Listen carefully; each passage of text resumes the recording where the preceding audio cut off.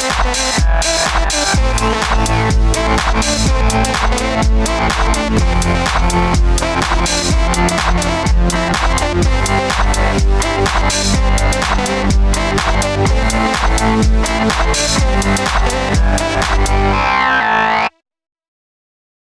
folks, I'm Matt and welcome to My Expanded Universe, a show where I go through the entire EU in chronological order as best I know how. Folks, we're still talking about the Marvel comic books, and I got 3 more issues to tell you about today, all written by Mary Jo Duffy. And the first one is issue 103. Now in this issue, Luke is really popular with the female Zeltrons. Duh, but Zeltrons love any guy, right? But Luke, they all just swoon over Luke. They love them some Luke. And Luke's like, hello ladies, I'm a Jedi. Okay, I'm kind of making that up, but actually he is very popular. That's kind of how the comic book starts off. Now, the real thing is that the Heroni are back. Remember those stupid looking beetles from the Ewok issue I talked about a while back? They're back again. They're kind of the villains now, and they're, taking their run of the place. And I don't know. At this point, the things aren't looking well for the comic book. If you're putting Heroni back in because you think they're funny, and they're goofballs too. They're celebrating any little victory. Yay, hooray! I get that. I enjoy a little bit of goofiness, but I can also see where this is a strike against their readers who are probably older by now and thinking, wow, this is really childish. I need to throw this away. What happened to the good old days is probably what they were thinking.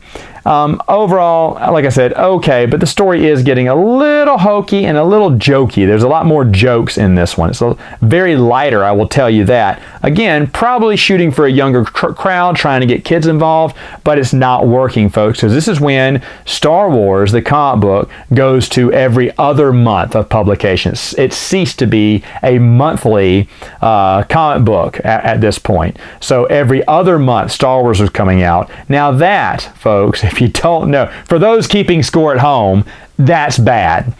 The comic book was basically on its last legs here at this point. So the story's kind of puttering along. Remember, at this point, it's like 85 no, this is the end of 85. So we're getting into 86, where it's the beginning of the Dark Ages, where no one cared about Star Wars anymore, and it was finally just dying off. The cartoon Ewoks was not getting renewed, and this comic book was just dying in sales.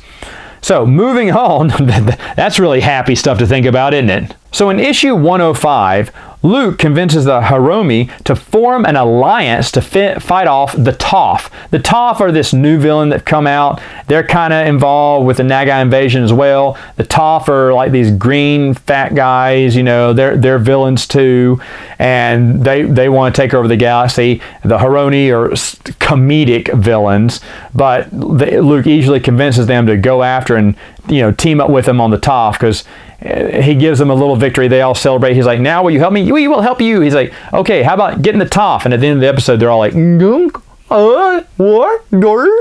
It's like Shaggy and Scooby-Doo there. So again, getting a little cartoony, getting a little childish. But the last issue, issue 106, Luke and the Heroni take out the Tophs, or they get another victory and they're celebrating again. We're getting toward the end of the storyline.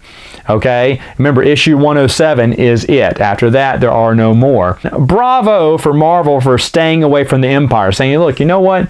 The Empire's still out there and there's still remnants, but instead of just the same or just repeating the same things, let's invent some new villains. And so they did with the Nagai and the Toph. Are the Toph really that cool a villain? No, but they don't have to be. It's someone different, and they went in a different direction. And I really do have a lot of respect for Marvel comic books at the end to at least go in a different direction.